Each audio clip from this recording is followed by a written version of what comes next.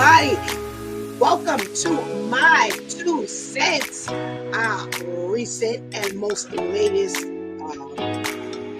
review of our famous films and TV shows, our independent TV shows and independent movies. Welcome, welcome, welcome. I have my co-host, Shantice, and our friend, brother, Ainsley. Where they at?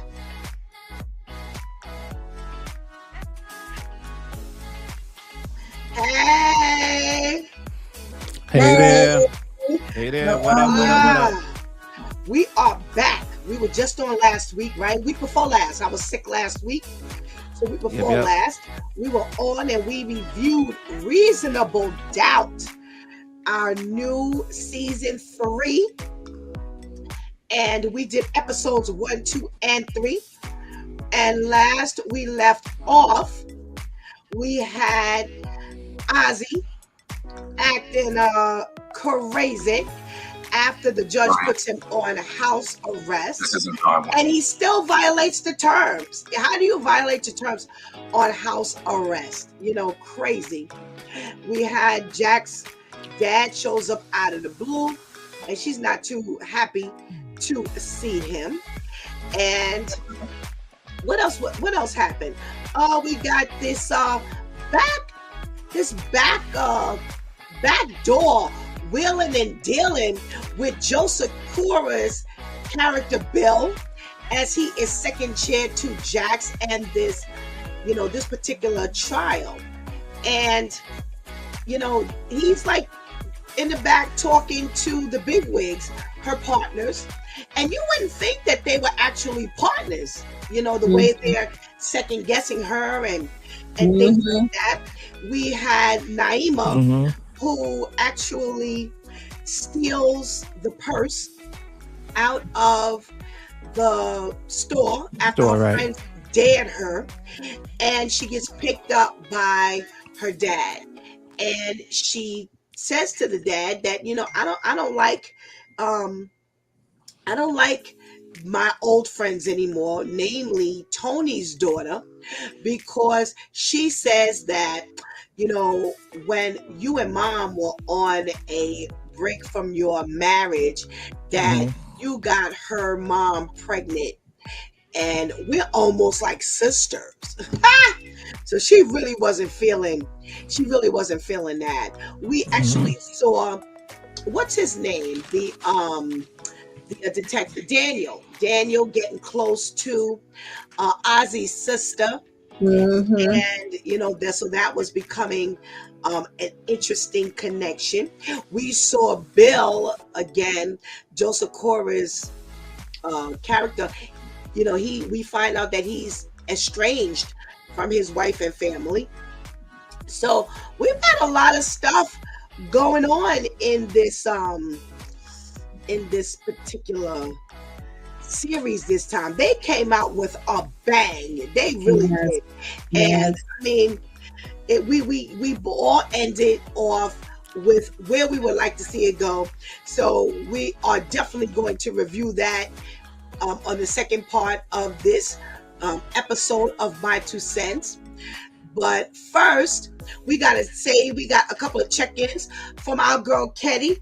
Hey, Ketty girl. Thank you so much for joining. And we got a check-in from Mama Harris. Hello, Mama Harris. Thank you so much for joining us. We really appreciate you being a part of our review. So, as we did before, Shantice has a little trivia for us on video. Let's see what she got.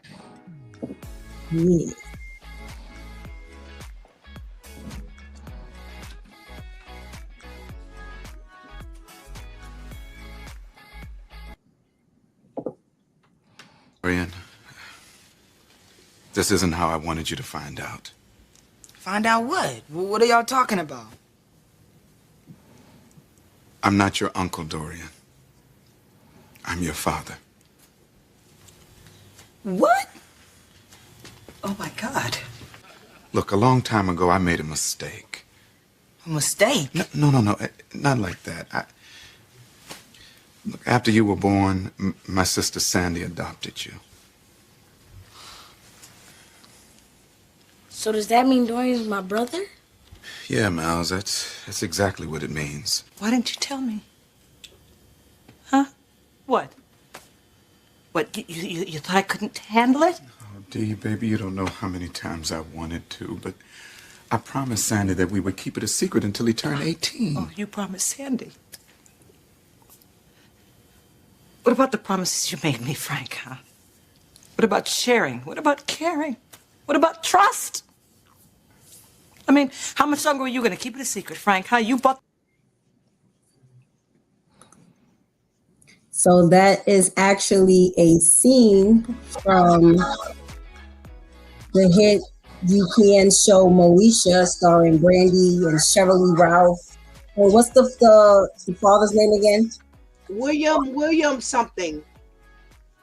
William. Okay, William. I'll get it. Yeah.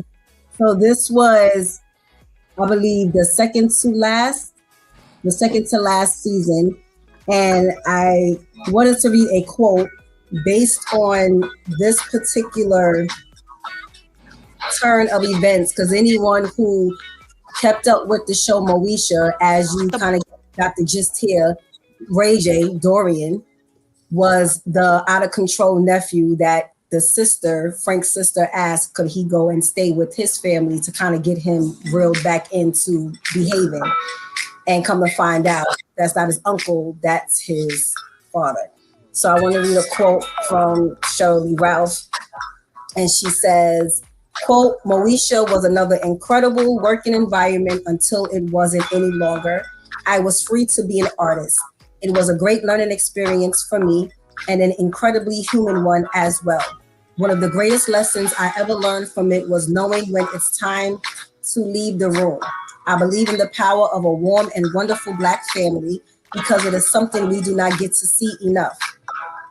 And for them to take that family and literally just ruin the family by calling the father a liar, by revealing past infidelity, why do this? Why destroy this family? There were people within the group that said, oh no, we've got to destroy it because these people are just too goody-goody. We don't have Black people like that. They had drank the Kool-Aid, but oh my, when it was good, it was great. The controversial storyline led to conflict between Sheryl Lee Ralph and the showrunners, causing her to transition from a main to recurring role in the show's sixth and final season. So again, if you kept up with Moesha, you'll notice in the last season, she was barely there. She pulled like a Gina from Martin. Supposedly, she had got a job offer to teach at a school in Jamaica, where she was from, her character was from, and she finally decided to take the job. So she was rarely in it. And I came across something like this where they said, oh no, Black people aren't really like that. And they tried to now switch up the storyline.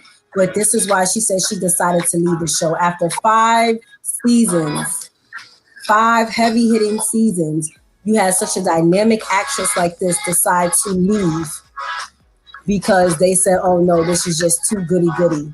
We gotta mix it up some. Wow. And the 6th season was trash. It was horrible. I remember the show somewhat. I didn't watch it like that, but so so I'm guessing it canceled because maybe the 6th season didn't do well. Yeah, they canceled. They had a real serious cliffhanger ending. To this day, I just read something, I think it was last year or 2 years ago, where Brandy says to this day she still doesn't know why they canceled the show. They just abruptly did it. It was done. Well, this could have easily been the demise of the show. Yeah, and Easily. I'm kind of, and I actually, I'm glad, I like the info, I like the information, and I'm like, good. I think we need to hear more of stuff like this, where Yeah. we stand up for certain principles. Right. You know, it remind me of Good Times when Esther Roll, I think she one who fought for them to have a father in the series. Mm-hmm. And John Amos they were concerned about so much attention given to JJ. JJ. Mhm. So much of the comical stuff, and our old time veteran actors, man, they was about principles as well. Right, Mm-hmm. right, You Mm-hmm. know, some you don't hear about at all right, nowadays. right, People right, just take anything for everything. right, right. They give you $5. Yeah, I show my behind. Well, what else you want me to do? I'll do it for four It's ninety true. nine. It's so true. We got to check in from our boy Majesty. Hey, Majesty. Thank What you up? so much for joining us. We got to check in from our girl V. Hey, Vivian. What's going on, girl? And Majesty says, I can't remember the last season. Well, it wasn't about much, so you didn't miss much. It really wasn't. Yeah. But you know what? From coming from Shirley Ralph, I can hear this. Yeah, Mm-hmm. yeah. She had a valid point. We don't want to get, She a vet, man. you build a nice sitcom based on a strong black family. And Hmm. as always, you feel like you need to destroy it for the street image because this is what people want to watch. Right. And now you now change the dynamics of the family structure, and now you don't have a show at all Mm-hmm. because this is really probably what did take the show down because Hmm. it just really you wanted to see that complete family. So I remember watching in now this streaming mode. I wasn't a Moesha fan like that back then, but I remember watching this straight through, doing that my little binge period. And when it got to this last season, it was boring. Yeah. I did miss, I wasn't a great fan of D per se, but Hmm. Moesha had moved, she had gone to school, and you know,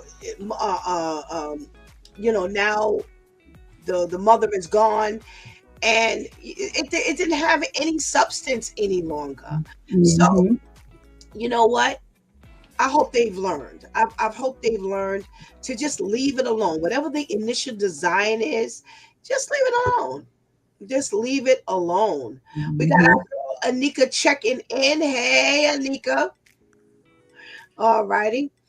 So Yeah, that's crazy. That's crazy. thank you for that little tidbit, Shantice. I'm really You're enjoying this as welcome. well. I'm Well, I really got some enjoying this as information well. too. I'll share with you later on too. Oh, okay, okay, okay. Just on the landscape of, I think it's going to affect our black movies. Oh, yeah. Oh, okay. Let's talk about it afterwards. I'm interested now.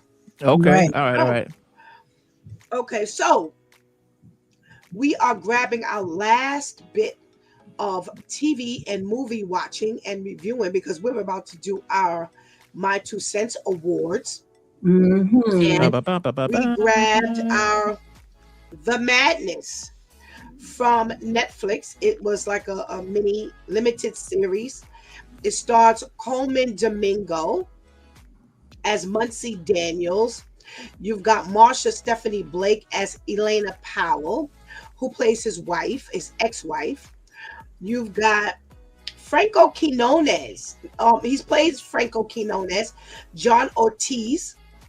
You know his face. You know him. You've got Callie, who's played by Gabriel or Gabrielle Graham. I haven't seen her, but she's a newbie. We've got Dion Cole, who plays, Quasi Yeah. Pre, and he's making his, stepping out into this particular um episode series. You've got Mm-hmm. Thaddeus Mixon. We know Thaddeus. He's playing Demetrius as the son of Muncie, Yeah. Yeah. who is from Reasonable Doubt. Yeah. So that's one of them. I'm like, Yes, what? You know, yes, young boy? yeah. So he's stretching himself here, Hmm. into another series. So we've got the plot as media host Muncie Daniels. He's fighting for his innocence as his life is in complete shambles now when he stumbles upon a murder when he goes out into the Poconos to do some relaxation and some writing. and they now are after him because he actually witnessed not the actual murder, but some of the leftover murder. They were finishing up the guy they were murdering, and he kind of walked in on it. So now they have put the murder on him. So I want to do something a little different today, and I want to go through some of the points, so we're not kind of like all over the place, because when I looked at Reasonable Doubt, I was really definitely going in this direction, because I wanted to make sure we caught some stuff. So let's talk about this whole him going away, him stumbling on the murder, him walking up on the cops, and now having to try to explain this all. And the cops go back to the house. And, how does this start? I'm going to throw this one your way first, Ainsley. What was the question? How the whole start, of him, stumbling on this murder, and now he's back home, and now he finds his own home, kind of burglarized, and now he's in the throes of this investigation. Yeah, like something was really up. It's him. Yeah, first of all, even further than that, I like how it actually starts, because it grabs your attention, because you just because you see him like waking up, trying to struggle to the side of the road, trying to get help, and then he runs into the restaurant, the diner, trying to make a phone call, then you see the cops, but then there's a flashback. Now you see, but then they explain the backstory, how you get there, because at a minute I'm like, what's going on? Like now then you got to show, okay, what led up to that. I kind of like that, because it kind of it starts you off what's going on here, and then it truly explains what happens. And it had me thinking, dog. That's great. The Poconos, because I used to go to them Poconos years ago to relax. It had me thinking, could I have run up on something like this myself, in the Pocono Mountains? We should go there just for, for a getaway, and everything, as I'm watching, I'm thinking, how real is this going to be? So when he goes to the, first of all, the power went out. So when he goes, he had met the neighbor beforehand. They would say, yo, if you need anything, come on by. So he comes on by, he knocks on the door. I'm like, yo, don't go in the man's house. Right? Like, come on. You know better than that. Black man, come on, bro. Come on. Right. We all know better, right? But he didn't do that. And he kind of walked off. And when I'm like, all right, okay. Because, some people on the other side of the fence, they'll try to come on in your house. Right. And that's a whole nother issue. But then, then he went into the, you call it the shed, and see that. And it's like, okay. So everything seemed reasonable. It didn't seem far-fetched. Okay. Even the police, I kind of expected that everything's going to be cleaned up. I kind of expected that. And so if he goes to his own place, that he was able to pick out that the picture was not, it was crooked, and that he didn't know, he didn't leave it like that, and what you call it, the door was ajar to the balcony, and so somebody broke into your place, right? And they're gonna say, no, it's not a broken, we're just gonna claim it as the door, so minor and stuff like that, right? So you realize some stuff was really going on, and it doesn't seem far-fetched. They really capture your attention, because now I realize with this, you got to be attentive to all the details. You can't be like, you're not dozing off. It's like you got to try to catch everything, because everything is important. That's why I couldn't get to episode 3, because I had to take a close attention and stuff like that. But I liked it, how it flowed. It seemed to be a good measure of intensity, I gotta give credit to the what's his name? The one who played Muncie. He doesn't. Domingo. Yeah, Domingo did it. He's doing his thing. Mm-hmm. He's doing his thing. Mm-hmm. Mm-hmm. I like it. I like it. I like it. All right.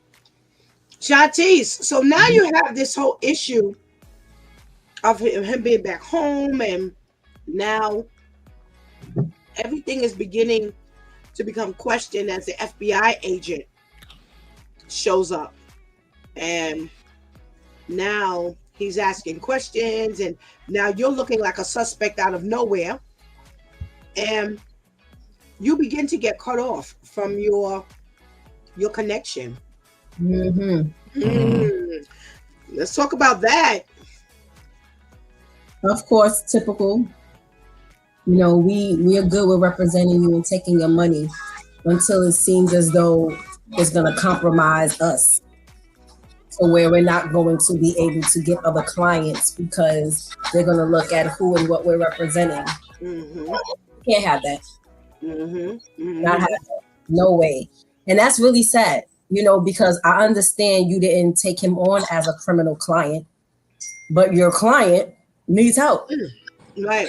You weren't even willing to refer him. Like, okay, well, listen, we don't have the credentials to really handle something this high level, but we do know a firm. Right. that, Right. like, it was just straight cut you off. And again, typical. Unfortunately, very typical. You know, thank God he had the support, even though him and his ex-wife had their little bickering going on. He had the support of the ex-wife, had the support of his son, had the support of his daughter. You know, so that definitely helped a lot because it really make him feel that alone. But to have anyone turn their back on him, anybody, was just like a huge slap in the face because he's like, yo, I had nothing to do with this. And I thought it was very big and bold to seek out the authorities after you as a black man just found this Right. cut up. And, you know, it could have been real easy for you to try to make your way back to the cabin, get your car, get your things, you know, even though they probably would have investigated like there wasn't anyone here, and then once they would have pulled up where this cabin was just recently rented to such and such and such, but the only person who probably saw you there was dead. So could they really have linked you to be there that day, at that time, or for you to know exactly what happened? So that was definitely the journalist in him that went to the authorities. But yeah, it was crazy. I agree with Ainsley. I love the way it started out. Like when I went to go rewatch it, I knew I was going to enjoy it because it automatically came with the boom. The boom, boom, boom. And the boom made sense. You know, sometimes it's like the beginning smack you, but it's like, okay, well, what happened? No, that boom made a lot of sense. So whoever the writers were, they definitely started it off really strong, but really well. All righty. All right, Ainsley. Let's talk about the good stuff. I don't know. Well, I mean, episodes of some good stuff, bad stuff. We ain't go to the bad yet. What you got for the good? it's interesting. It's good. You know, to me, one of the most coldest line is, as Shantice mentioned, it's good that, him and his ex, they still have a relatively good relationship. And the one between at the parking lot, he's trying to move him off to a more secure location. And he says, I'm so glad we're not divorced yet. And she said, oh, the Uber here. Yeah. Yes. Yes. Mm-hmm. He's like, yeah, man, get out of here, but at all that seriousness and whatnot, that was one of the coolest lines, I think. But there's so many different twists and turns. It's like, particularly the second episode, I still got to go double check certain things. Because with the anarchy people, how they started playing into it. I kind of lost a little bit how they. I believe they seem as though they're the ones really behind Right. going after the white supremacist number 14, Right. Brother 14. brother Right. 14, Right. and whatnot. But it gets really cool because where it ends in number 1, all of a sudden now he found to actually watch. So my thing is like, okay, who put the watch in the car? Right. Right. And so my thing is like, was it the anarchy people? Was it the FBI? Mm-hmm. Mm-hmm. Right. Right. Because now you have this Brother 14 group targeting you, and you don't know why they're targeting you. Right. You know, it's one thing for you to have like some speculation and some assumption, but it's a whole different thing when you actually see them coming after you. And this only woman that believes him, this journalist, she now dies. All of a sudden she dies. Yeah. Oh my goodness, that was crazy. Yeah, And then another you know, concerning thing is that now when he finally thinking he got moved his family from the hotel, now he tells it, no, go to your sister's house. And even when there, these 4 white boys, they come around with their loud music and stuff into their house and talking about, oh, your family's in there too. yeah, You know, that's one. Right. In reality, that could be one of those times. In reality, that's where it ends right there. Because you go to the car, Mhm. you pull out your tool. I might not be going like this, pat, pat, pat, That's pat, right. pat. It'll be That's more right. like that's pat, right. pat, pat, pat. Right, You vet my family, you know. Okay, that's the end of that. right, right. So they're following you. Mhm. You know, this whole thing, you're being followed. And these are not even the people from Brother 14. These Right, are right. people who have just picked up on this story, these white people who now decide they're gonna, tell you and make your life harder. And it's he puts, like you said, he shoots the gun in the air, and now they haul tail out of there. They're not even sticking around. So that goes to show you how big and bad they were. Mhm. Yeah, and how about Yeah. remember, and showed you remember they had the white lady standing in front of his car. Oh, you gonna Yeah. move me and whatnot? Yes. And she pulled the gun, so he pulled out his phone. Yes. Yes. You know, I'm Yes. like, okay, that's the weapon now. Okay, you got to videotape you. Right. You know, Right. I wouldn't have been running right behind her. Okay, where you going? Where you going? Where Right. you going? You run around the Right. corner. I'm gonna follow you. Where you going? Mm-hmm. Right. Document this stuff. You know. Right. Because they were trying to intimidate him the same way. Mhm. Remember the guy far off? He was videotaping. Yeah, She's yeah. sitting at the car. She videotaping. And it's like, yo, I got a camera too. Right.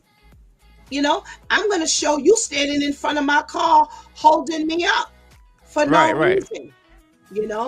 So Artis, let's talk about the ex-wife of this guy from Brother 14 that he's looking for, and how this becomes just another issue for him. Oh, because she's all skeptical and nervous, and understandably, you have a stranger walking up to you, talking about you found your ex-husband dead.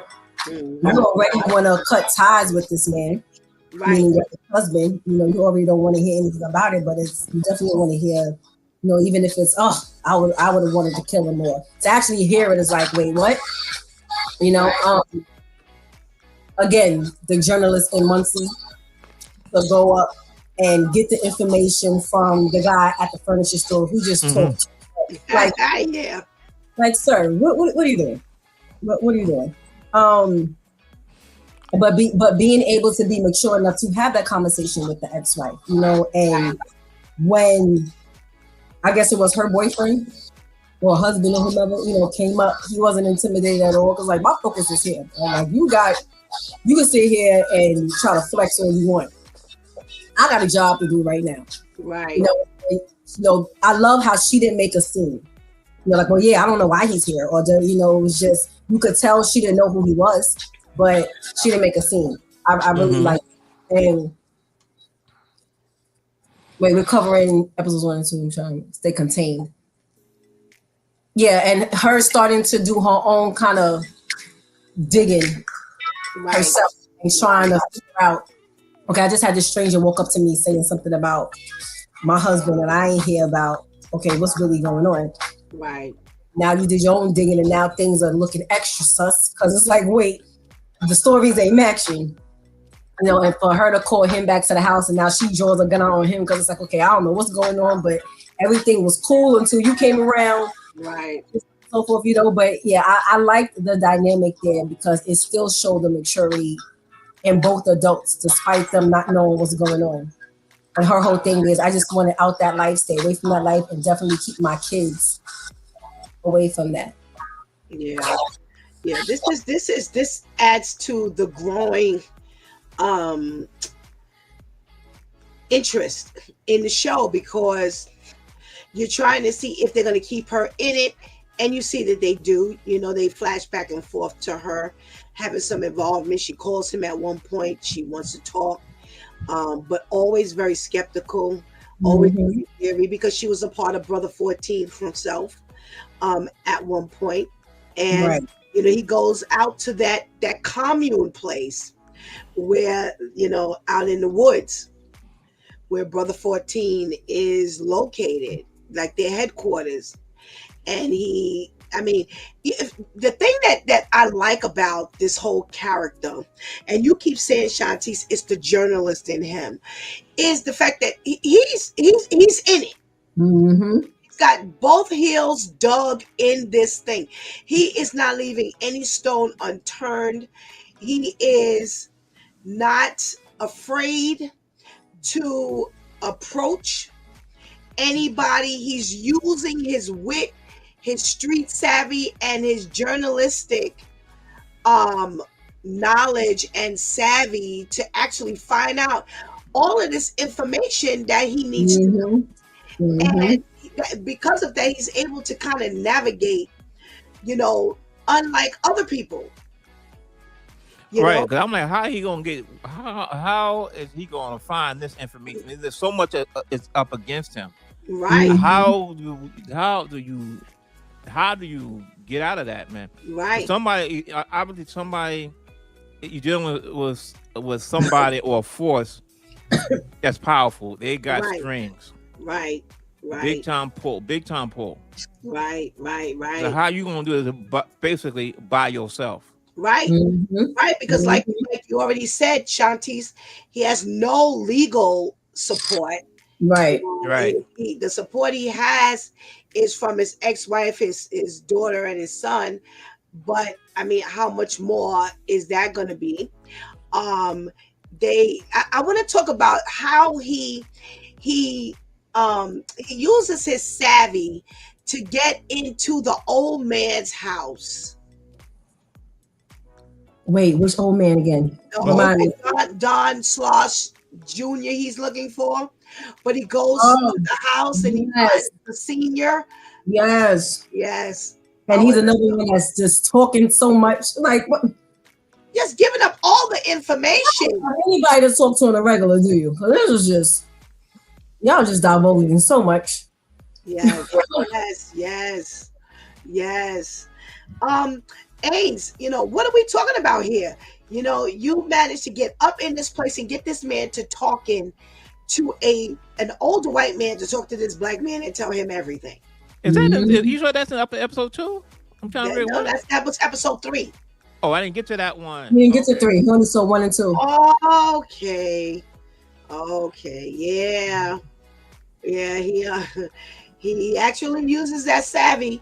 Okay, all right. Go ahead, Shantice. Go ahead. But let's talk about that since Ainsley can't join us for that. I'm like, I ain't want to make it look stupid. I'm like, I'm sorry, I forgot. Again, very strategic. He was able to put the puzzle pieces together and make his way over there and asked just a couple of questions and took a beer, and the man just opened up. And I know he's probably sitting there at the same time, like I can't look surprised. Right.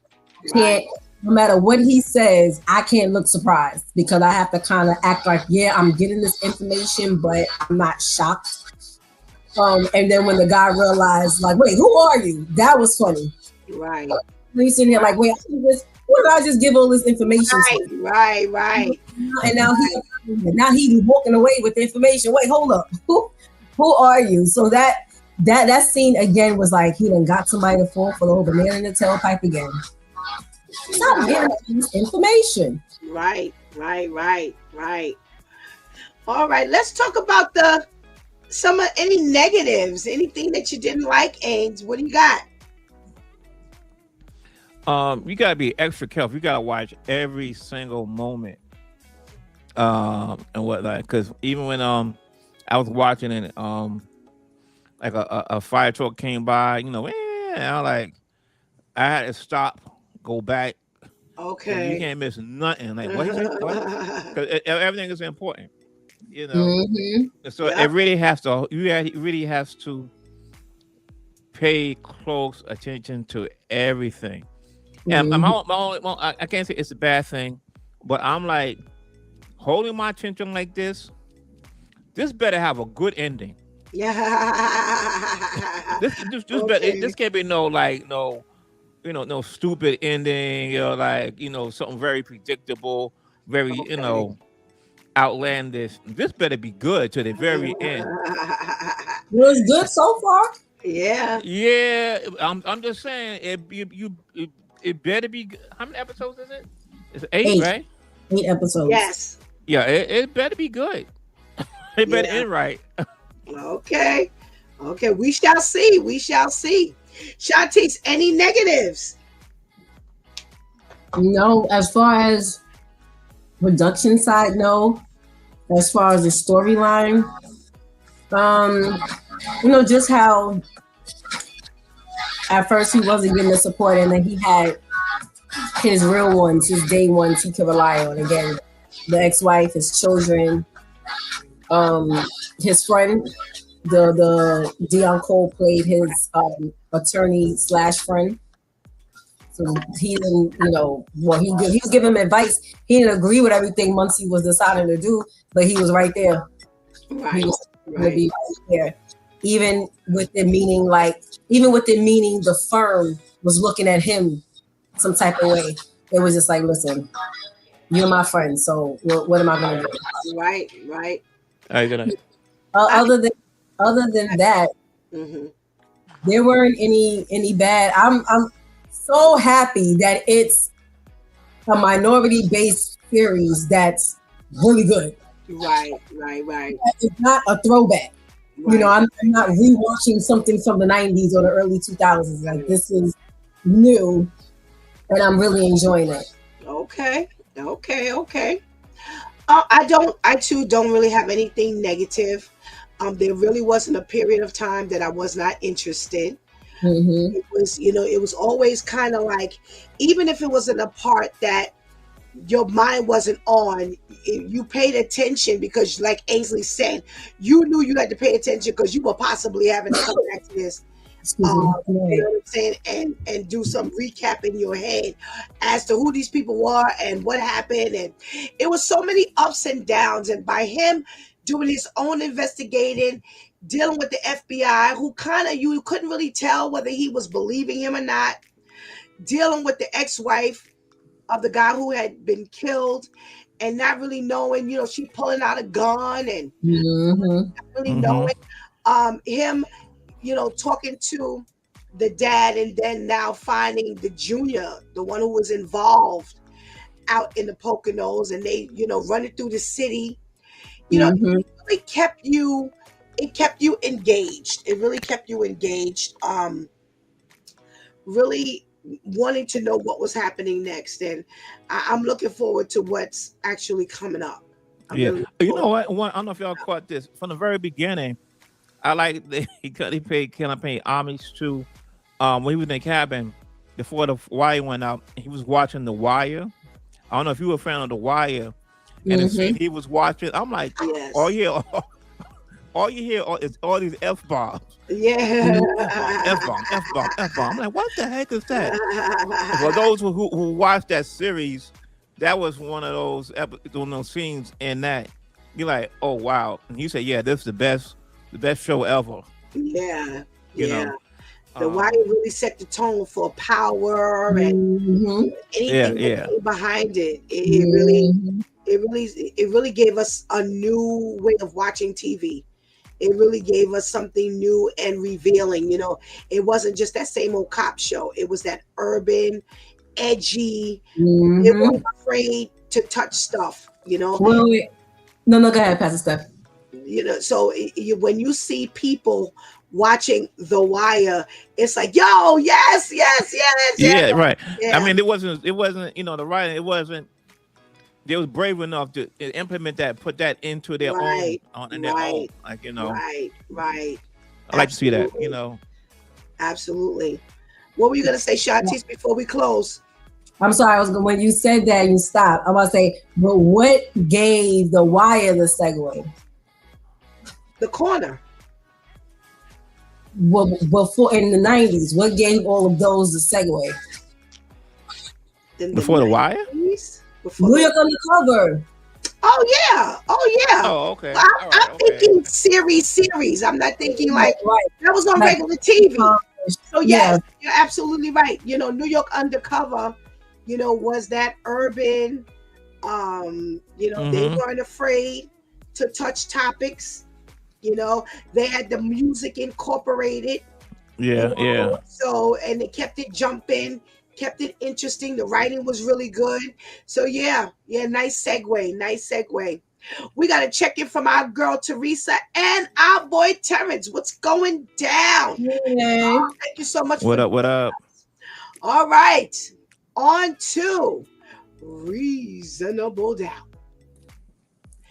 Episode 3. Season 3, episodes 4, 5, and 6 of season 3. Woo! They are hard for real. And you know, this episode of Friend or Foe, episode 4, you know, it's where what's his name? Let me just make sure I'm talking about the right thing. Hold on, let me make sure I'm talking Eddie. about the right thing. Okay. Yeah, they actually are really stepping deeper into this Ozzy thing.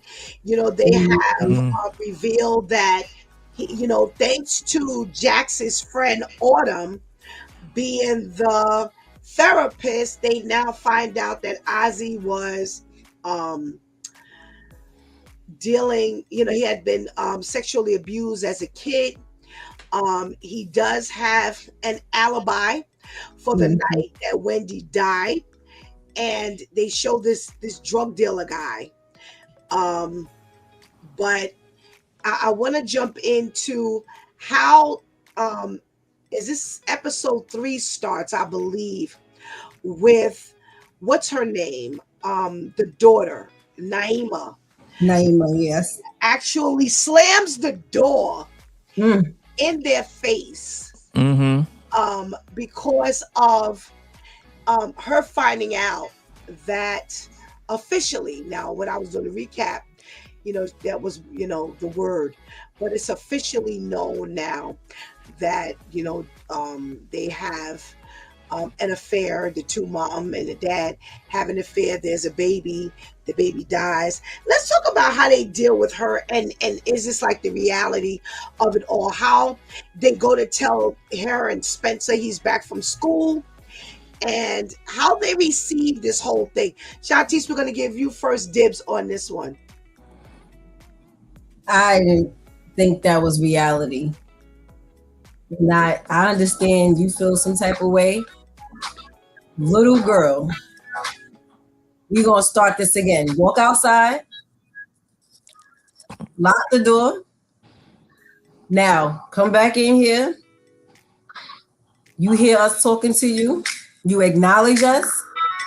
We see your faces twisted. We ask you what's wrong, and then you tell us what's wrong. I wish you would.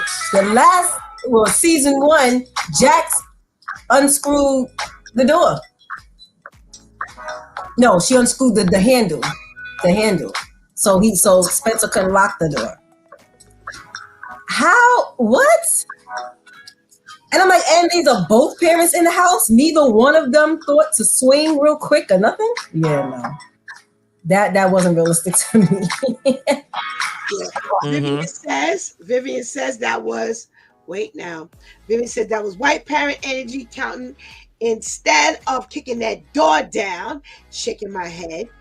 And Anika says she definitely would have had the door for the next year. Absolutely. And Vivian says, yeah, we can try this again after she wakes up and gets up off the floor. Absolutely.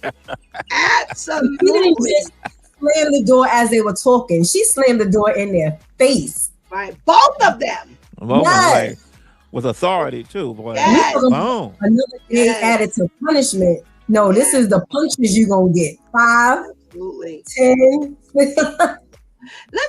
Let's talk about the fact of they're blaming. Here's the interesting part. They are angry with both parents, despite the fact that dad cheated. Yeah. Yeah, because they come up as a unified front, and that's kind of interesting though. I didn't think about it like that. Yeah, I didn't think about it like that, and particularly it was really Lewis. He the one who was not really frontful, because when she confronted him, when she was telling him, like we said from last episode, she started hanging with these other white people who she started stealing with, because what this other girl was saying, kind of found out she was telling the truth. Right. So, she be thinking, I told you this, you could have corrected me right then and there. You just kept on letting me believe that, it's not the case, Yeah, I never think about it, but yeah, they blame both women both. And or maybe because you think, well, mother, she should have schooled her, let her know too, because she known better. So, they're both in the same boat together. Yeah. Well, you would kind of think though they'd be more upset with Louis, their father, more than the mother, but I guess both of them too. It's interesting though. Yeah. You think about it like that. Yeah, they're mad at both of them. They are really angry at both of them. Teresa says they always took the dad's side, which is true. They were always more mad with Jax than they were with the dad. Vivian says, I would be angry with both too, because mom covered for him, lied to them too. Mom didn't lie to them. Mom lied to them? No. It's considered a lie. Well, she ain't outright lie, but if you help cover it up, you part of it too. But how did she cover it up? She ain't tell them what was going on from the get-go. But it wasn't for her to tell. That's a whole. No, I'm sorry. Why are you telling? Now? Here's why I could see Naima and Spencer being upset, because when it did come up directly, the father lied. The father didn't say anything. Right. If it had stayed to where it never, because look at how the Lord allowed that to kind of play out. No, it wasn't good that the baby died, but the baby died. The baby died, and as loosey goosey as Tony was, she was still kind of out of the picture. These are still children, and I think one of the biggest misconceptions are that I'm still owed an explanation about everything. You're still a child.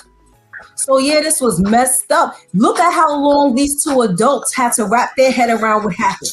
The two of them had to wrap their head around what was happening, had to wrap their head around their marriage, had to decide whether they wanted to reconcile or, how did the therapist say? Reconcile or unmarried. Right, yeah. Like they had to get all of that, and thank God they didn't have to worry about that and two brats who are now upset at both of them. No, we gotta. Vivian says, and they blamed her for the separation, and now daddy got a side baby. She said she was lying to them during the fighting when she kicked him out. When she found out, she was lying about where the dad was and covering all that up. I'm sorry, I'm lost. Say that again, Viv. No, she's saying remember when Jax last season, Jax kicked Lewis out the house when she found out that Tony was gonna have his baby. Right. And she kept telling the kids he's not here because he's working. He's not here because he's working late. So I think that's what Vivian is talking about. So she covered up the fact that she kicked him out the house, rather than saying I kicked him out, which would have led to, well, why did you kick daddy out? And I'm sorry, I'm not agreeing. I'm not agreeing with the trail of events. You know, listen, I think one of the poorest things we do as family is we argue in front of the kids. We pour everything out in front of the kids. Yeah. Everybody cussing and saying whatever they need to say in front of the kids. Mhm. I'm going to be very honest with you. Personally, I feel they handled it properly. I do too. I think they handled it properly. Most definitely. You know, they separated, whether she kicked them out or not. She does not owe them an explanation for that necessarily. And it sounds kind of weird, and I do understand that, but we got to let adults sort this stuff out before the children get involved. Now, unfortunately, Tony and her sloppy mess and her messy self, they could, because remember when they talked about telling them about the pregnancy period. That was a conversation, telling them about the pregnancy. Right. And they opted to wait.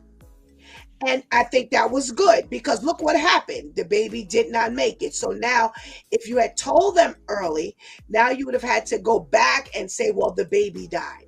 I think for me personally, this is a personal thing, I think they took care of that the proper way.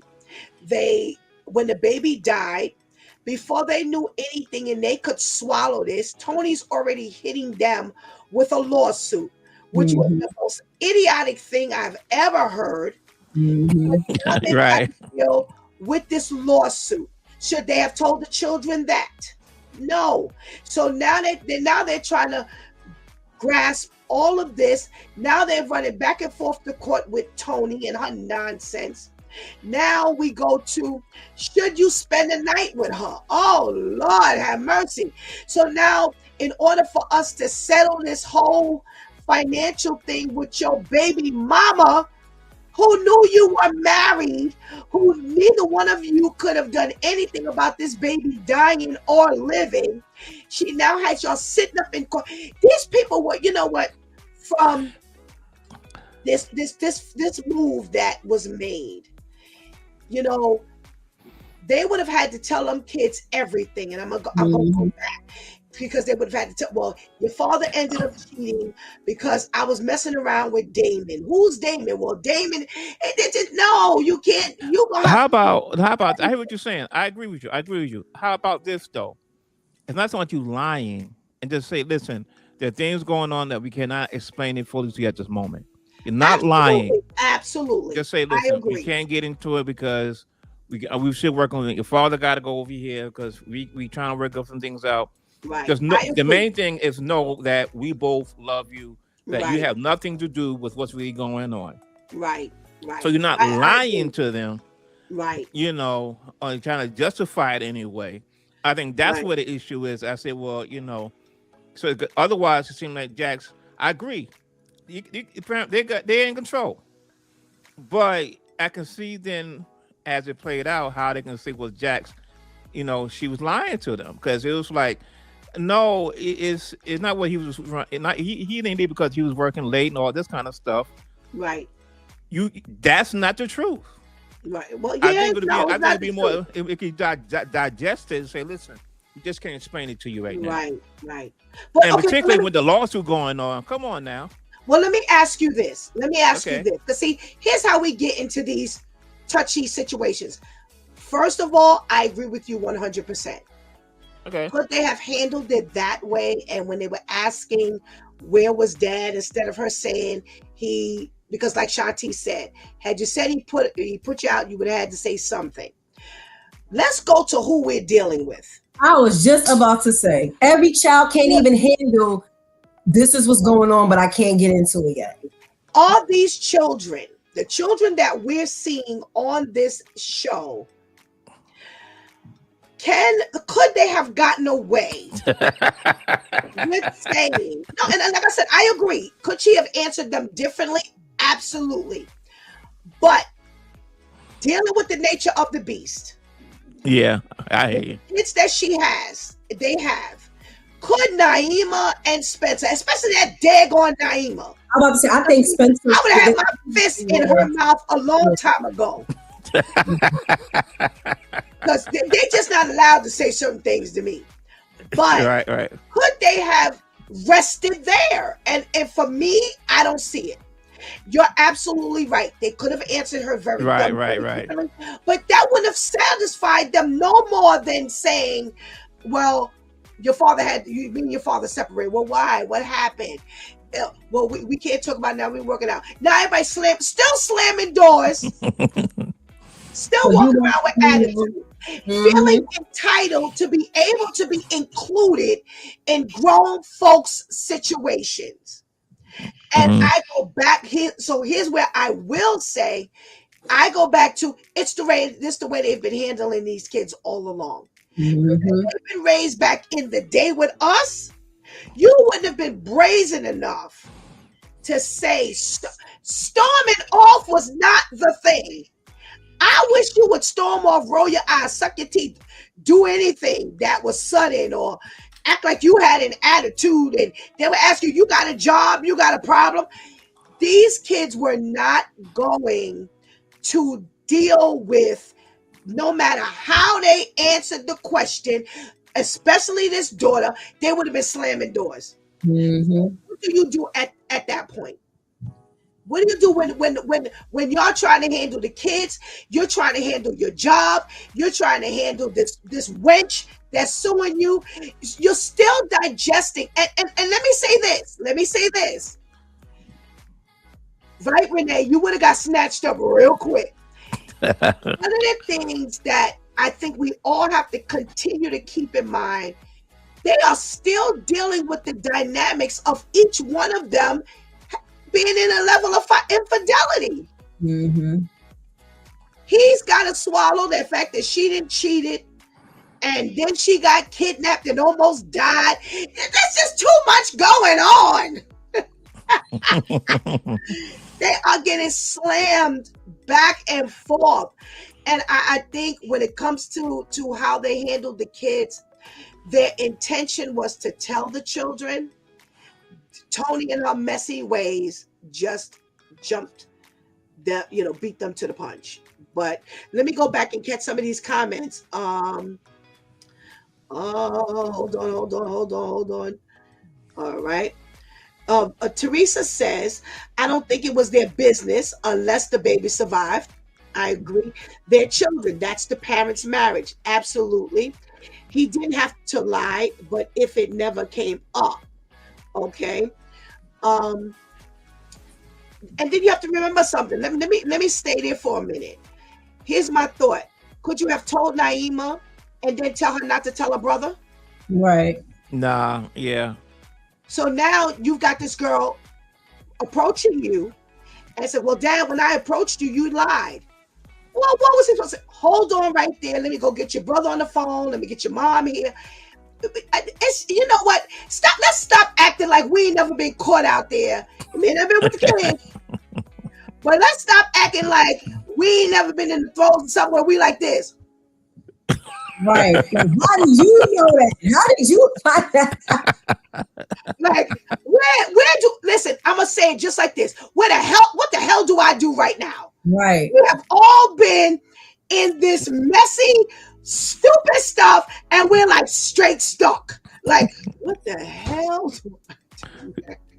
Now just kill me. Right. It's just not enough time That's true. Think your way or act your way through it. So that when she approached him, we can all say he had an opportunity at that time to be upfront. No, he didn't. No, he didn't. No, I meant because had it been me, I wouldn't be in that situation, but had it been me, I've been doing the same thing too. Because as she was talking, I'd be like, yes. "Oh my God, what am I going to say? What am I going to do?" I act surprised too. Yes. Absolutely. And you could tell he was shocked. He was stuck. He was like, dang, I ain't even finished dealing with this over here. Now I got Naima. I ain't even think about you trying to come. You in it. Right. I ain't know you into it like this now. Right. All right. We got a Nico says they don't realize that they could have been divorced and then they would really be big mad. Absolutely. But why would you not move your child out of the school with the messy mistress's daughter? That's a big move. I don't know. Y'all can answer that. I don't think you make decisions like that. Who would have thought Tony would have been talking on the phone and released all this private information? Right. And you figure this is high school now, right? They high school. Yes. Well, not only would she have to have moved out of school, but then you would have had to tell her you can't be her friend anymore. Right. Because she said that was her best friend.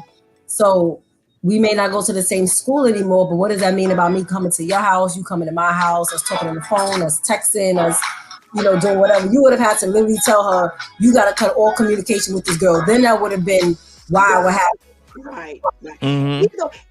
Either way, when he messed around with the woman who knew the family, he jacked up. He really messed up. And this is eating your sins. That's why I said we all have been here where we've had to eat these things and the stuff was slapping us everywhere. We could blink. We couldn't get our bearings together because now we're trying to figure out how do we get out of the big mess that we got our stuff in. She was literally suing them. Yes, she was taking and then had the nerve to up the ante. Yeah. Yo! Big time money. I was trying to understand how you big mad. Again, no one should be happy about a child dying. No one should overlook that. Like you just killed the plant. No. But you slept with this woman's husband.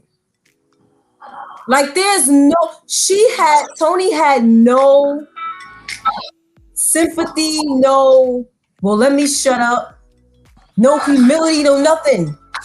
As if you broke up with this man, as if she broke up with this man, you didn't know her, you happened to meet Lewis, and y'all ended up having a relationship and had consensual sex and all of that, and then he reconciled with her. And that's how that's how mad, like if you didn't know the story, you would have thought it was a scenario like that. Not you just close to the family to where our daughters are best friends. And now you so distraught, and now you about to sue me. So what if I sue you for emotional? You took my husband and had a child with my husband, my active husband. We weren't divorced, we weren't separated, we weren't none of that. My husband, and that had me so, I'm like, how is she this mad to where you got the nerve to have paper served because your child died, but meanwhile, you didn't think about this whole family you just potentially tore apart. You heard about your child. There was a whole family already intact that you didn't care nothing about ripping up. Right. All right. Yes, Teresa, she's literally suing them. Anika says she was owed a whooping from season 1. Yes. A whole whooping. Hey Renee, thank you so much for joining us. I'm loving Reasonable Doubt, and so are we. You'd get snatched up real quick. My next memory would have been waking up after the door slam. Absolutely. Right. Still not a business, even with asking. They were separated. Yes, they were separated. They weren't legally separated. But you know what? Would you call that even a separation? But they weren't. They weren't legally separated. They just decided to, like season 1, he was staying in an Airbnb and she was at the house. But there were no papers. They were still kind of messing around some, and Like, no. Not really. I think I still call it separation. You know what? You're sleeping in two different places because y'all are at this house all the time. Y'all are communicating all the time.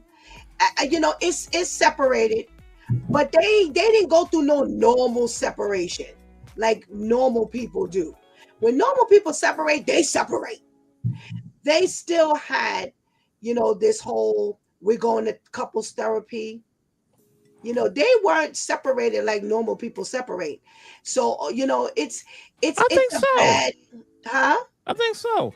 Most people I know who get separated, they don't go through the whole legal separation before they go to divorce. They just say, look, man, I'm going over here, you go over here, until they finally work out the whole divorce thing. They don't really go through that extra legal separation unless there's like businesses and some really big money got to be, you know, settled now, you know, to not pose problem later on. But most people like, you know, listen, I'm going my way, you go your way. But You they don't go really through that. didn't go their way, Ames. They didn't really go nowhere. But don't you have to? But I'm But don't saying you most have to people be- they decide to separate. Yeah, that's how it goes the same way. What people you know separate and they always in the house? They keys, and, No, and- I'm and saying they don't go through the whole legal thing, the whole legal separation. No, I ain't talking about that. I'm talking Okay. about I don't know nobody who Uh-huh. is separated. Y'all got keys. Y'all always in one another's face. Y'all this kind of separation. They did I'm the not- whole separation. They did it what couple like regular couples do, where it's like, oh, I'm with you. Okay, I'm tired of you today, but I may still sleep with you. We still gonna go out. We cuss each other out, but I'm gonna see you at dinner for 7:00, right? That's what they did. But don't you have to be legally separated for a year before you can legally start the divorce? No, It I don't depends think on the so. state. It Oh, depends okay. on the state. Certain states require that you are living really separated. Ain't none of this. I got keys to your house and all of this kind of stuff. It's what you're describing, Ames. You know, where people that I went east, you went west, we may talk on the phone about the kids, and half the time they can't even talk civilly to one another without getting into some major argument. Yeah, you have to literally be separated and really find that there's no amicability between the two of you. And that way they can say, okay, y'all been separated long enough, you can divorce. So like I said, I won't say that they weren't separated, but they sure didn't separate like a whole lot of people we know. He ain't walking Okay. in and out. Hey, how Talk you about doing? separation. Now we got this in the show. Now talk about the separation between what's her name? Sally and her Yeah, husband and her husband. and Bill and his Yes. his wife and whatnot. Right. You know. Right. One thing that got to me, I don't mean to jump ahead. You Mhm. know, okay, here, Sally, she's still sleeping with her husband, and they're supposed to be separated. Right. And you know, so she says she wants a divorce. Bill takes out his wife, had a great evening out and whatnot. And when he comes back, you know, he's like, okay, you know, and she says, I want a divorce. Yeah. Now my thing is, now to me, now for Sally, I can see why she says I want a divorce. Right. I can see why. But now with Billy, why if you know you're going to divorce, why are you going out to dinner? You're having a good time. Right. You're doing all this. Right. Get to your house, blah blah blah. This ain't gonna work out. What? You wanted to dinner. I done spent all this money. You could have told me. You could have told me. But when I drove up, you just You're wanted right. a meal. Right. You're right. She knew, like you said. That was like you said, it was different from Sally. Sally asked, can we be together? Can we work this out? I couldn't believe his answer. What kind of answer was that? Well, I want to do this. Wait. Here's why I said, what kind of answer was that? Because I understood his answer initially. Right. I want to be together. I want to work this out for the kids. Right. She asked nothing about no kids. She said, me and you. He Right. said, I want Right. to work this out. Then how you all up twisted when she asked you for a divorce? You didn't already describe divorce. Right. Yeah. Yeah. Right. That's why I said I can understand that.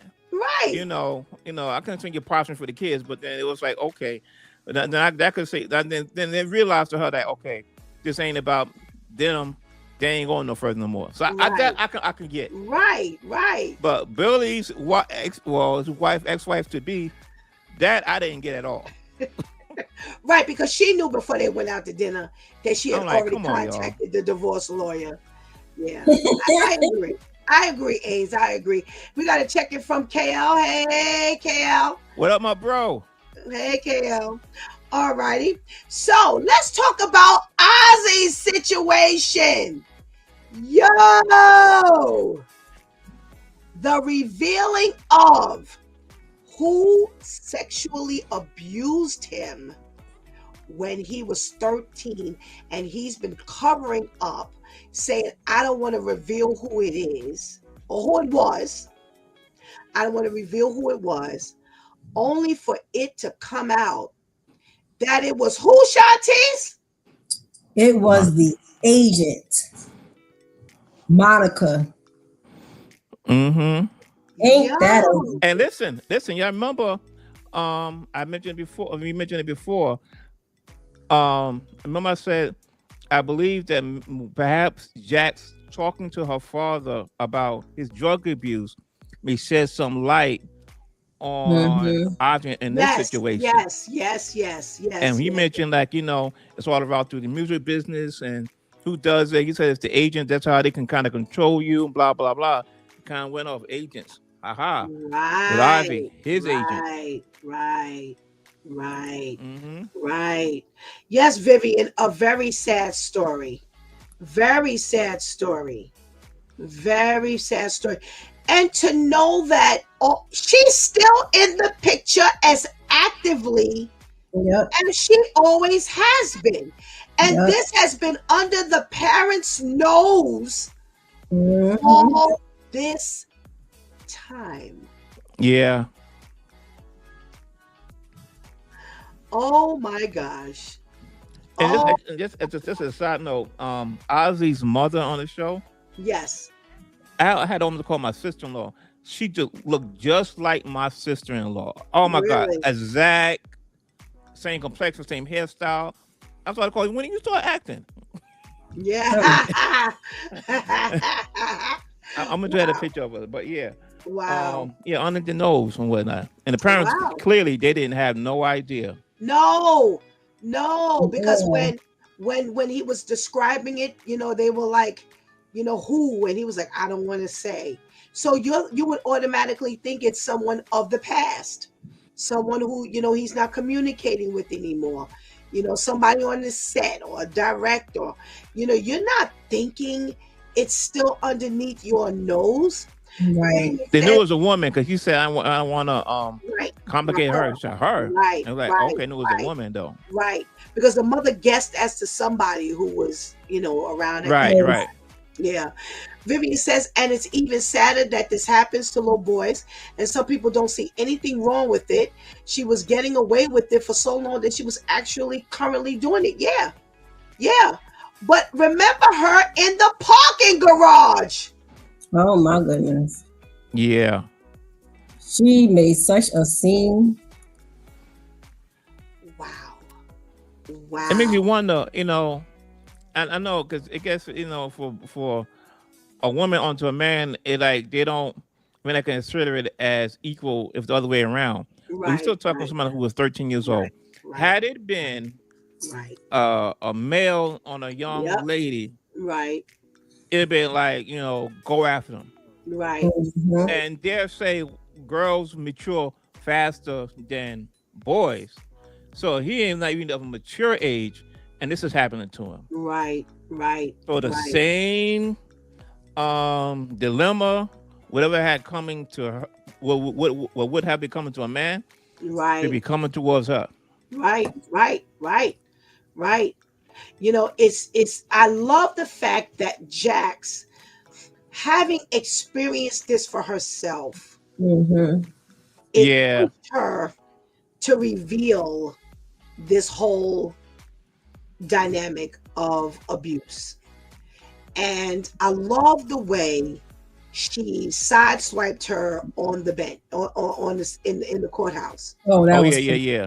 I love it. I love the way she sideswiped her. Oh, she said You it when know, she came to the office. Mom said, "Yeah, we both on the agenda. If we need you on the case, yeah, we both want to do this. Yeah."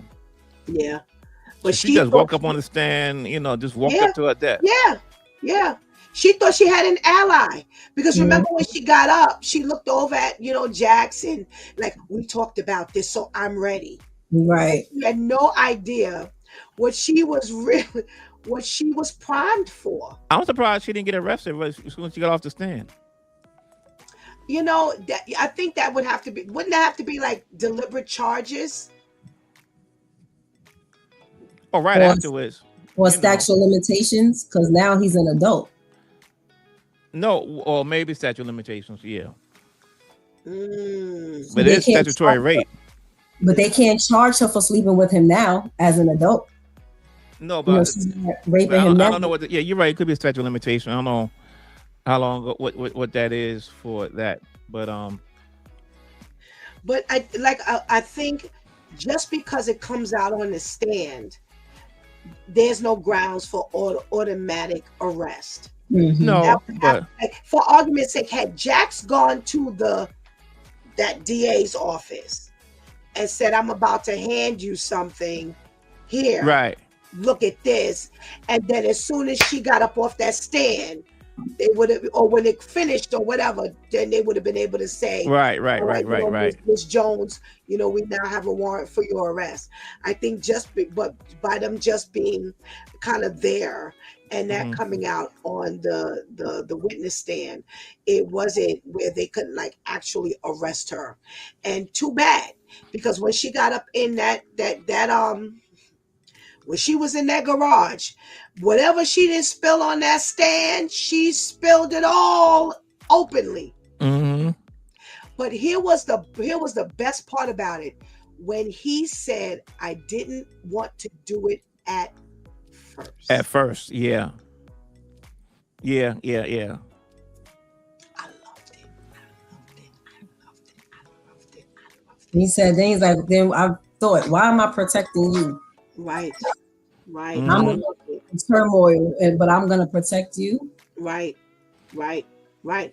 And when I think about it, this is who you are. This is really who you are. But and it leads you to think that reasonably, it's reasonable for him to think that she really killed Wendy, and it's reasonable for her to think that he killed Wendy. Right. Remember, she finds the bloody Right. shirt, and so, well, I'm gonna take care of this for you to fix things up and whatnot. Right. So Right. she's covering up what she normally, what she has been doing, covering up for him. Right. Whatnot. Right. So they both thinking that each other did it. Right. Right. Absolutely. Vivian says, if it were a grown man and a girl, he would have not left that courtroom a free man. They couldn't arrest him on the spot. But like you said, they surely wouldn't have looked at it the same way. Viv, you're absolutely right. What you Ainsley is saying, absolutely right. It was like, oh my God, that's what he did. But when it's the other way around, it's disgusting nonetheless. But it just has a whole different look Yeah. to it. It just really does. Let's talk about this whole what's his name? Lewis kind of creeping behind the father. Eddie. Yeah.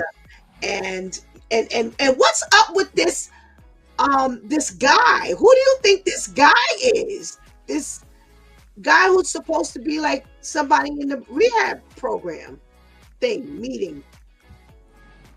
Somebody who is possibly a close friend. I don't know if he's a close friend from when Eddie used to do what he was doing, or someone post getting clean. But whoever he is, he's helping, he's aiding in whatever Eddie is covering up. That is evident. So it's like, I don't know how long you've been Boone Coons, but you definitely assisting in the cover up. So do y'all think that this cover up is only about Lou's cancer?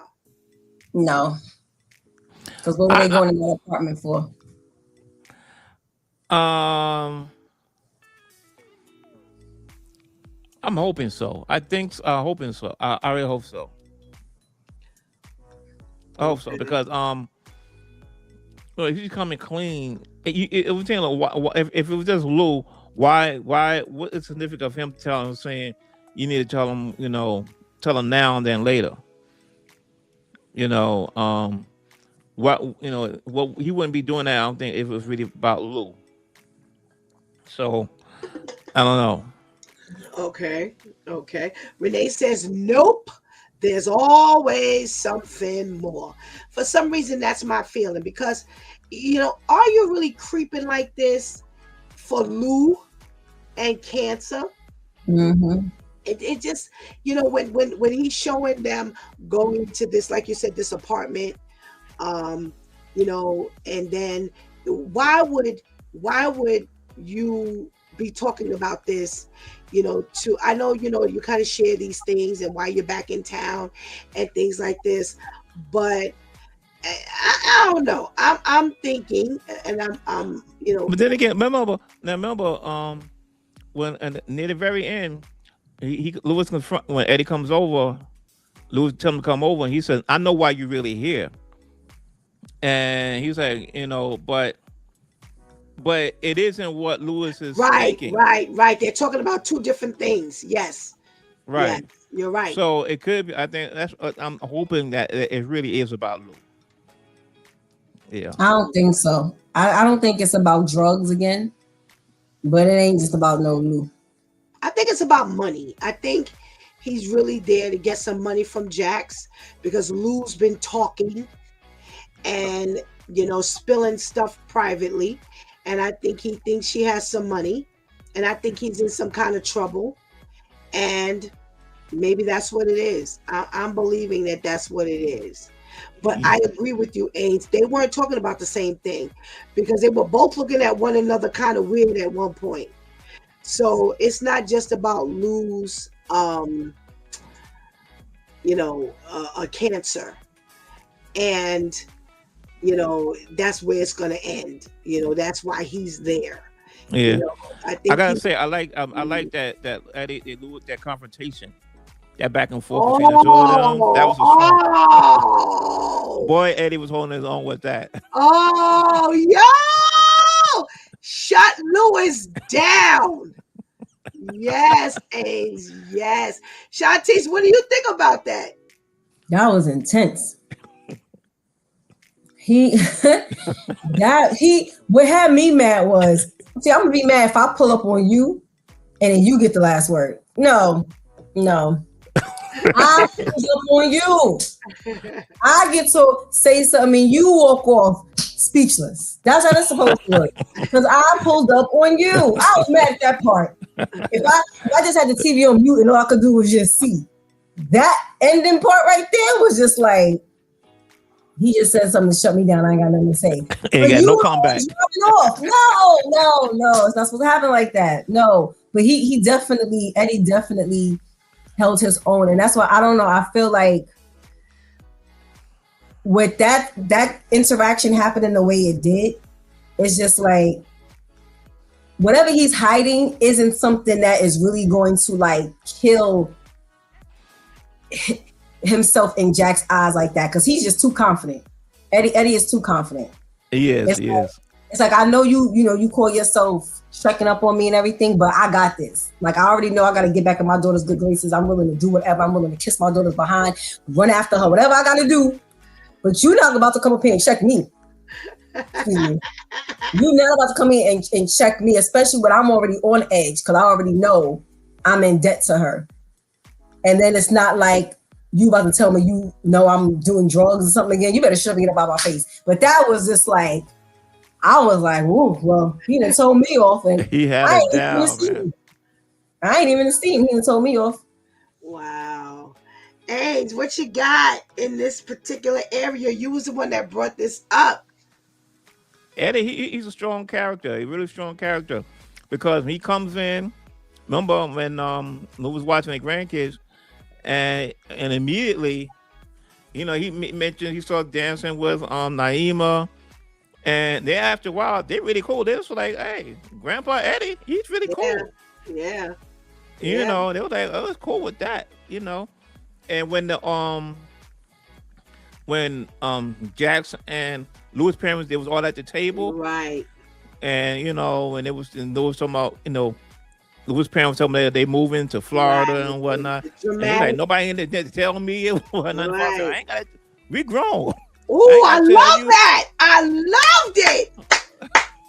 I loved it. You don't tell them about your marriage. Yes, but we were grown before you were born. Oh, I gotta use that line, Shantice. Get prepared. You can't use that with me because I grew up with you. Sorry. Yo, Ains, that was a good one. But I like, even though Eddie, even though he got into the conversation, he kind of turned it around and it just went really nice. Yes. Why you want to eat Philly? What he said, because you got the Philly cheesesteak, you got the team. Dramatics. And the Jofana, they was like, we did at a concert and whatnot. Yeah. That brought that nice conversation back and forth. Yeah. So he's charismatic, he's confident. He's a strong character. Yeah, I love Richard Brooks. This is another time he's playing like an estranged dad who was away, who had been drinking or on drugs, and he's now trying to make it right with his daughter. I really like his character. I really like his character, and I like him as an actor. When I saw that he was going to be playing Jax's father, okay, I was happy to see it was him, but I didn't know what they were going to require him to bring to the table. And I agree with you. He's definitely bringing it. He bringing it on. Yeah. He's definitely bringing it, and he really shows he's a vet, and he's really showing that, you know what, I've not been out the game, and I can still hang with even, the most current series. I'm not outdated. Y'all have not kind of outgrown me. And he's really, for a person who has really not been in a whole, like an A-list, one of the A-listers, he's doing his thing. He's definitely. Yeah. Vivian says, how dare he? Louis been on his gangster the whole time and then got shut down by a crackhead daddy. Nah. I love it. I love it. I love it. Now, we're going to finish with this one because this is how it kind of went down in the end. So Daniel now sneaks his way into finding out who this guy is who's dating Ozzy's sister, she's taking her out. So now he's somehow, willed his way into, or onto them at the bar talking. And I'm real interested as to where this is going. I had no idea. Me either. I thought it was fun. I'm like, where is this going? I have no idea. Yeah, I don't either. I don't know what he's got up his sleeve, because he was even talking about like something he was up to, but I couldn't put two and two together. But I think though, because he mentioned, I think, what's his name? The actor friend and whatnot. They show him like he about to upload some video footage. He shows Wendy tied up. Okay. Yes, it's a video or a picture of Wendy tied up, and I wanted to talk about that character right there. Yo, what a sleaze bucket! The worst. A sleaze. The worst. Bucket. Like, yo, get rid of him. I wouldn't be mad if I don't see him again. Please. I'm with you, Ains. I'm with you. He added some juice, to the story, but he is just. It can go. But wait, we closing down with this one for real. What about the Punk and Lewis's job? Oh, the one that should have got knocked out. Whoa. I hate to say it like this. I hate to use this language. That's why you can't help a nigga, man. I felt the same way, Ainsley. I was thinking the same thing. I was like, you gotta leave niggas up in the barrel. You got to. Come on, man. I'm too young for this language. But you can't call him nothing else. For real. You can't call him nothing else. I give you a chance and you throw me under the bus like that. I was sitting watching like, no, he didn't. You're not even qualified for the position, bruh. When he did that, I said, lied. You lied. Right here. Yes, you lied and got hired. You got hired based on your lie. You got caught when you should have got fired. And he gave you a chance to learn. You lied again because you said you was gonna learn and you didn't for whatever the reason. And now that you got caught, you throw Lewis under the bus and in front of someone on the other side. See, certain things like that just be like, yeah. Yes. This side, right here, boy. Yes. The other side. Yes. That's why I said you really couldn't use no other term for him. No. When he did that, that's when you became the straight up Igga. Yeah. That's when you became the straight up Igga. Cause it's like, yo, we going to court and out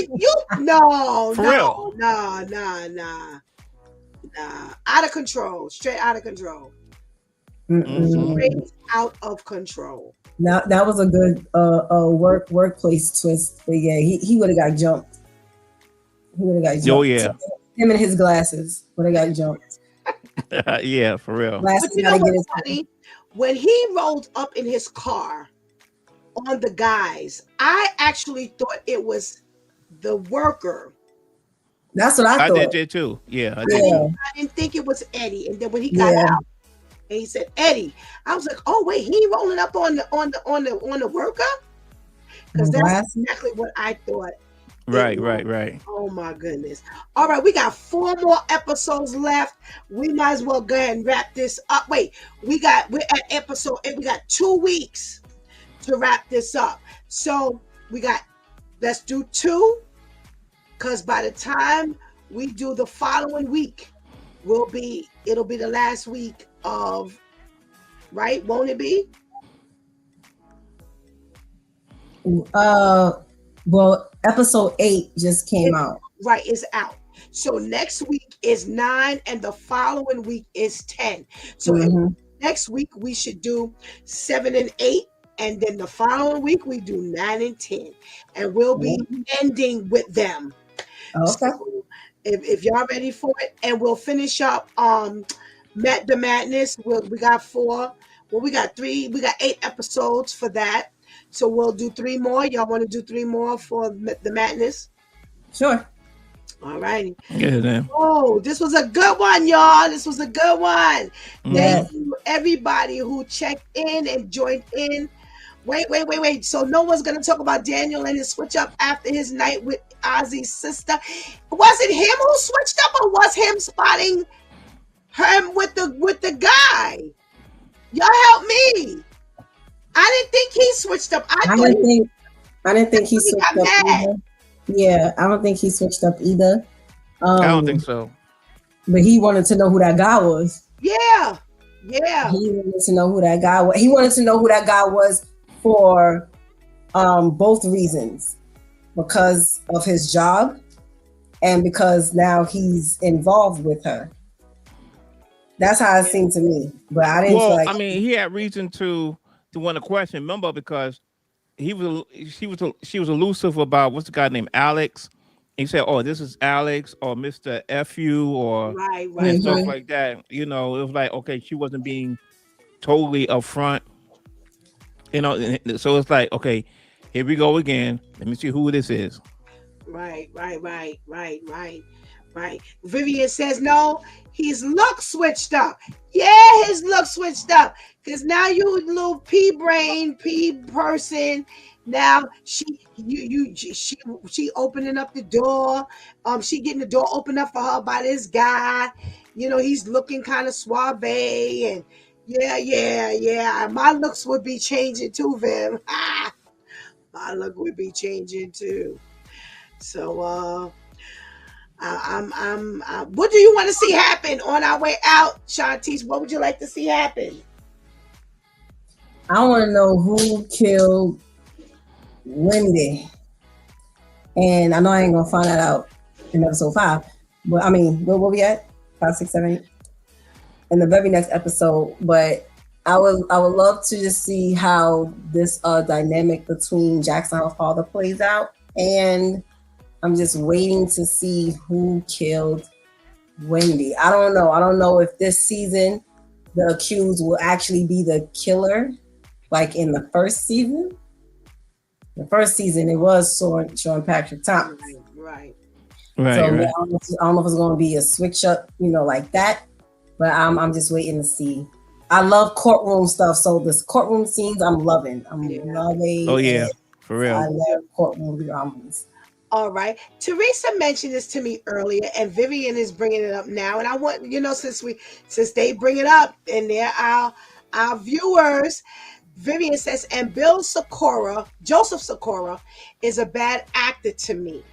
I have my my feeling about it, and I'll leave mine to last like normal. But Ames, what would you say to Vivian and Teresa, who both said Joe Sikora is not good at all? He's not a good actor. No, I disagree. I disagree with that. I mean, I first, he played such a strong character in Tommy in the Ghost series.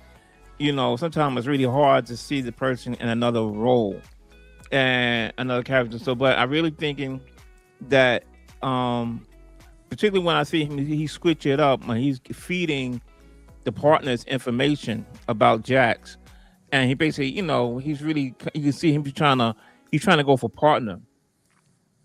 He has his own dynamic, his own way about him, and I don't think he's a bad actor. I think this is how the character is. I think if you weren't so jaded by his time, him playing Tommy, I think maybe you may see him in a different light. But I don't think he's a bad actor.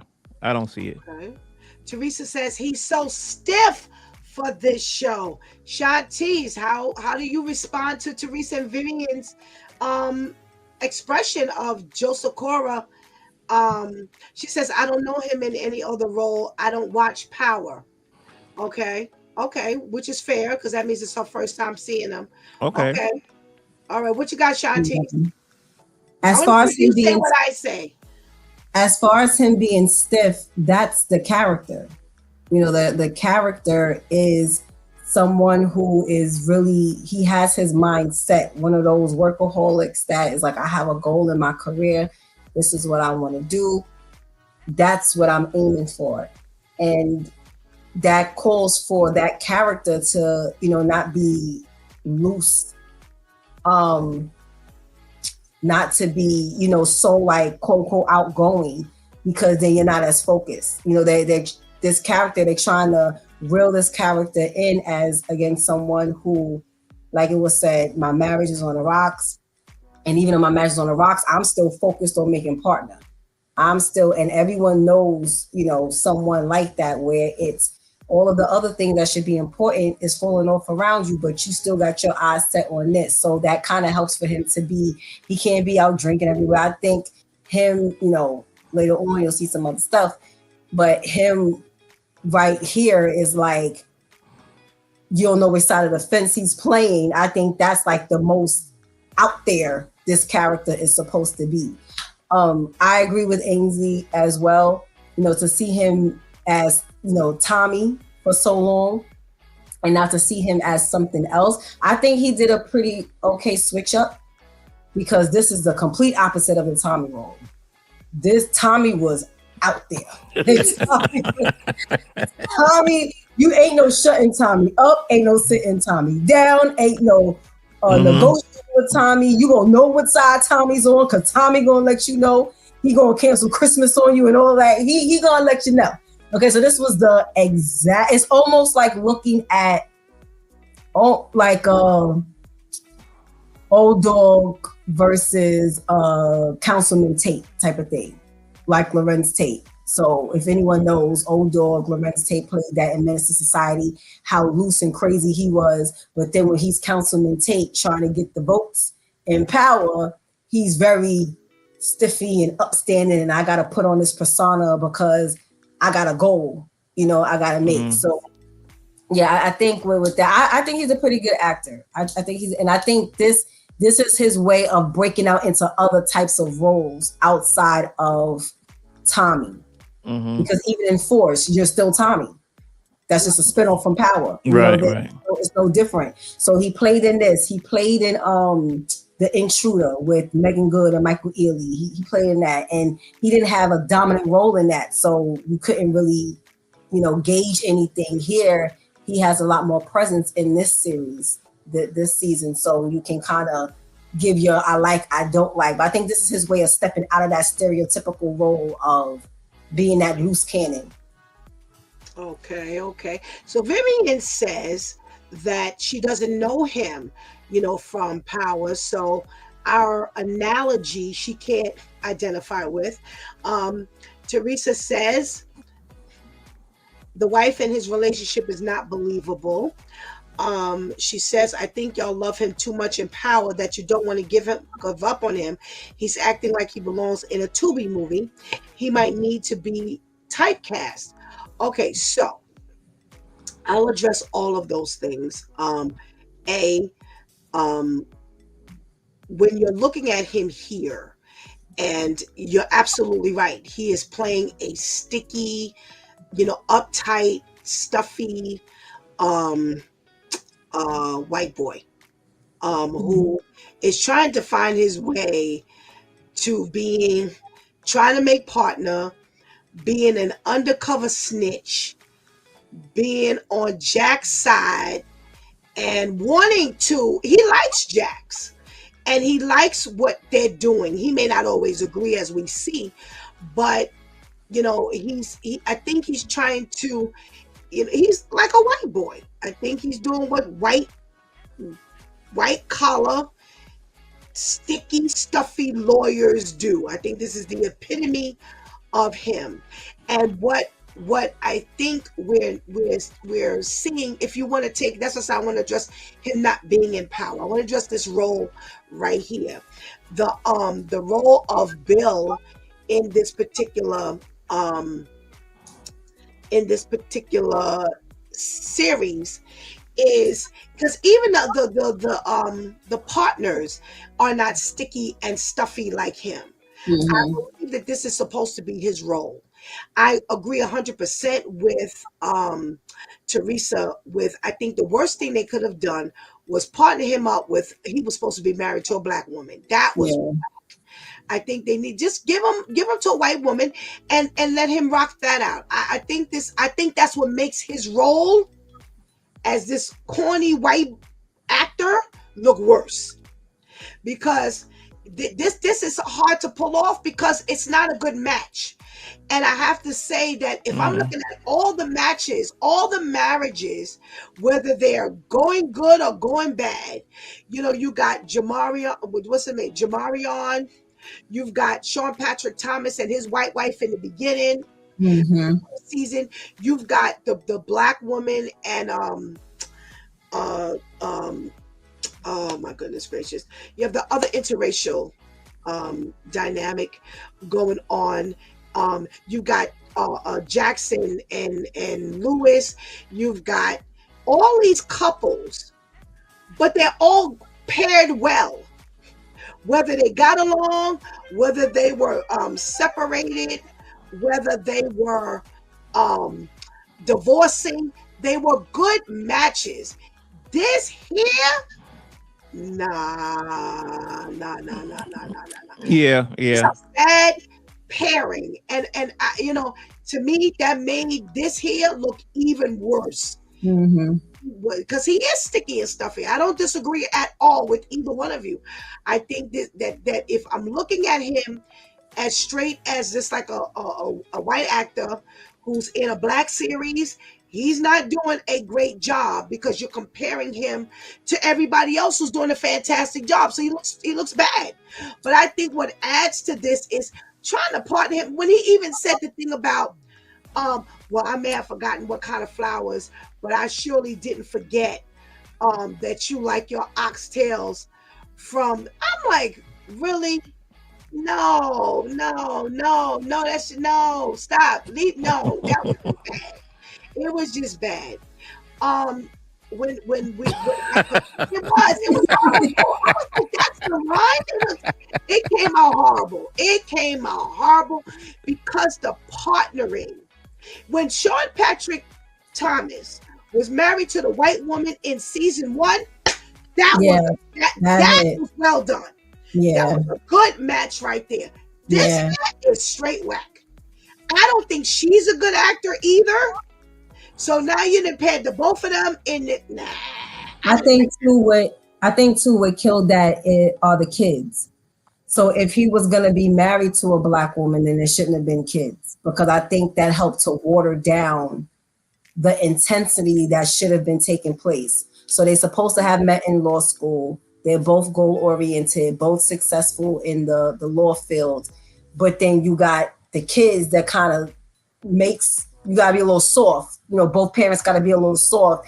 And that it just should have been, like, I'm a workaholic, but I know how to have a balance. And because I can't get with you being a workaholic, me knowing how to have a balance, we just ain't gelling. So I think that would have helped it to not seem so watered down either. But now y'all done got 3 kids in the loop and all. It was just it was a bad. Yeah. I think this is a bad equation to add to his character. This black woman with 3 black kids that look like they all hers, because they don't look like no 3 interracial kids to me. So that now going to, and now I'm going to add this to what Teresa just said. No apology needed, Teresa. I'm good. You know me, girl. I ain't stiff and stuffy. She says, even during the sex scene, he was stiff. He was. But on Power, stiff or stiff on the other show, there was no problem in those areas. And I think now is when we can now make the comparison to the 2 different characters. And now this kind of seals for me that this is the role that he's playing, that he's supposed to be he's supposed to be this little white boy who's trying to act with black girls. Again, they partner him with Sally. Let him go be with a white woman, because listen, let's be honest. When they show 2 white people, a lot of times the bed thing is bland. It's not a whole lot of heated, hot, spicy, all of that. And this would have been perfect for him. But now you got her who call my name, say my name. I'm like, no. A stiff person is stiff in all their ways. So this adds to what I was saying before about the comparison of the Tommy character and the Bill character. Now he's really showing he's supposed to be some little lily white boy trying to rock with the black people, and it ain't working. And he's playing this role well because he is straight whack. He's a whack little white boy. So I actually, as far as him being typecast, I do not agree. I don't agree with anybody being typecast, not just him.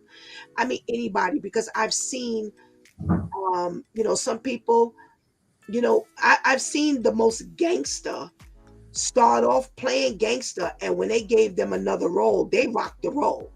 So I would never, I don't ever like to see people typecast. And I think that he has the acting chops to get the job done. I think we need to see him in another role to see, and again, not a Tommy type role and not this Lily White boy role. Right, right, right. We need to see him in an entirely different role to really kind of gauge, who he is as an actor. I think he's playing this Lily White role well. He played the Tommy role well. It seems as though the Tommy role fits his character a whole lot more than this Lily White role. I think he rocked that role, and this one he's rocking for real. Boy, is he boring. He is straight boring. But I think, as Shantice and Ainsley said, I think this is the dynamic of who Bill is, and I think they wanted Bill to be just like this, and he's doing just that. So I would like to see him I think this is going to open up doors for him to get some other roles, and I think we're going to get a chance to see him in some different roles. I think we're going to get a chance. So then let's talk. So the first movie we see him in after this, not before this, but after this, let's review that movie. Okay. Yeah, she is a wild child. They said she was a hoe, Viv. But she admitted it.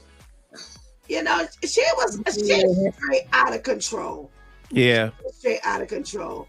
So I'm dying to see. Listen, make sure Vivian, Teresa, Renee, Anika, whoever's on this line, make sure y'all catch up with episodes 7 and 8 for next week, God spares, so we can rock this conversation out. Because man, I'm ready to go look at the 2 episodes right now. I am dying to see where this goes. So me too. Thank y'all so much for chatting it up with us, reviewing The Madness and Reasonable Doubt season 3, and let's see where this goes. Until next week, God spares. Later. Thank y'all. All right, peace out.